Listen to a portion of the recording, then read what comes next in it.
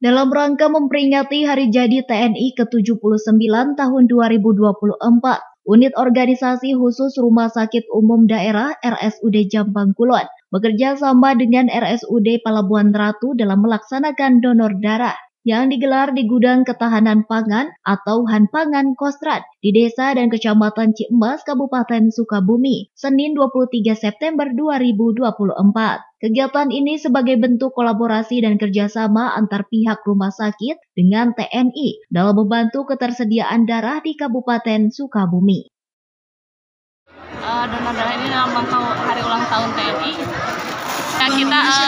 Kita gabungan dengan RSUD Pelabuhan Ratu. Selain donor darah, ada tim kesehatan lainnya dari Puskesmas dan Baksos.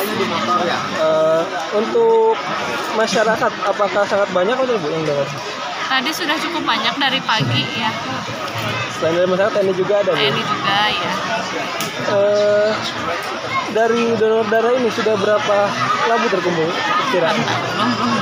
Belum dihitung. Ya. Selain kegiatan donor darah, panitia acara juga mengadakan pengobatan gratis dan suratan massal serta pemberian paket sembako kepada warga. Dari Kecamatan Ciemas, Kabupaten Sukabumi, Indra Sopian, Tim Liputan MGS TV melaporkan.